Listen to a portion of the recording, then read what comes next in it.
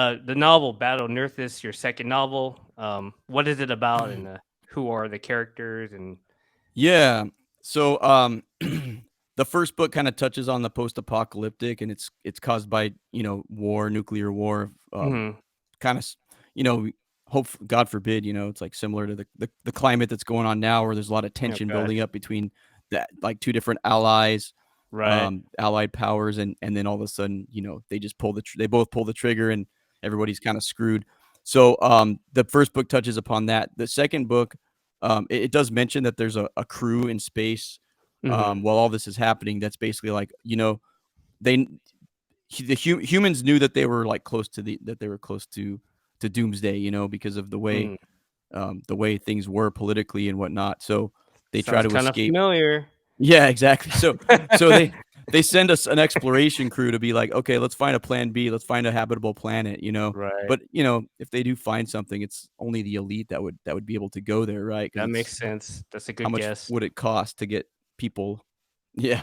So anyhow, the explorers are lucky enough to at least be there, because they have certain skills, whether you're a botanist or Mm. a scientist or some Okay. sort of uh,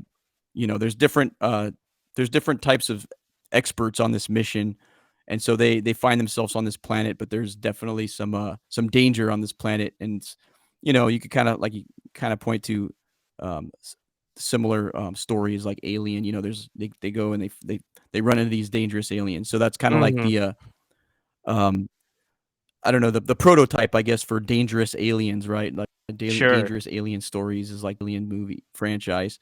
So I would say Definitely. my aliens sort of compared to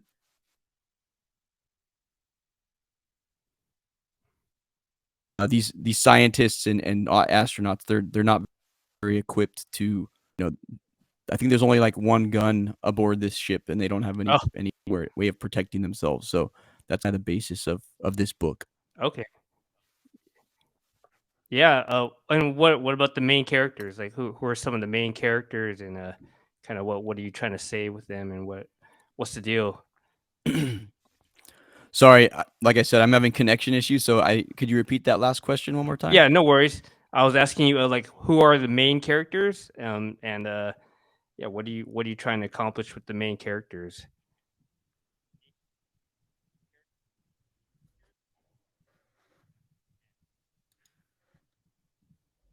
Yeah, so the main characters are the scientists Mm, that are on this mission.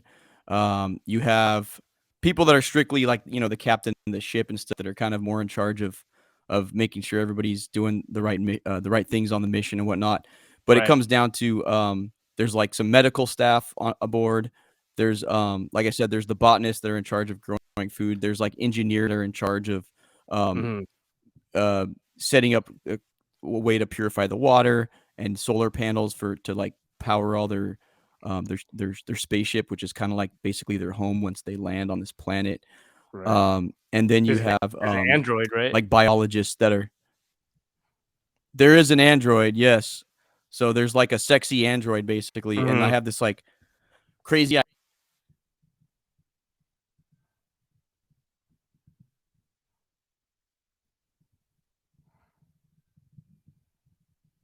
is 21 year. It's like the most advanced android that's like out there is basically like the origin of it is it's like a sex bot or something. And so they're like, Hmm. the military basically was like, man, this thing is so advanced that we're going to turn it into like a like android out there. So that's kind of like the story, is that the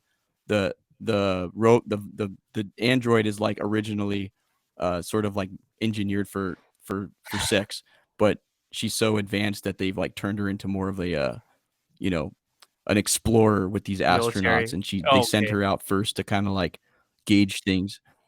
Yeah, to make Hmm. sure that the atmosphere is good and there's no threats and stuff. So she sets up the camera system and everything. So she's kind of like the first one on Nerthus in this book, and they utilize her for various tasks like that. And Nerthus is the Plan B planet, right? Like, Hmm. they're trying to we might want to colonize this place and see what's Ye- going on. yes, the goal is for colonization. Mhm. Um, so this is kind of like just okay, like let's establish where our food system, let's establish our water system. So these guys are kind of just setting the groundwork, and they have the botanist for a food source, but Okay. maybe it's like maybe there's like fish in the water, or maybe there's like some other thing that they could use for a food source as well. Um, so that's kind of like how this book starts off, and then like I said, then all of a sudden danger. There's the natives are hostile, and we got Mhm. to figure out a way to achieve our mission, but without people dying and stuff like that. Um, and I guess the what led me to this story is Mhm. like I had this idea of aliens, the hostile aliens, but there's going to be another race that I introduce in a later book. Oh, okay. And that was Nice. kind of like where I'm kind of going towards with this story. So this is kind of like a bridge. This book is like a bridge Sure. to like a couple other stories that I have in this little multiverse or whatnot. The Creative Buzz podcast is sponsored by Thumbprint Gallery. Thumbprint Gallery was founded in 2009. We curate monthly and pop-up art exhibitions featuring emerging mid-career and established artists with a focus on contemporary pop culture, nostalgia, urban art, and pop surrealism. The gallery seeks to provide an eclectic and engaging atmosphere to view art by bringing people together in appreciation and support of local, national, and international artists.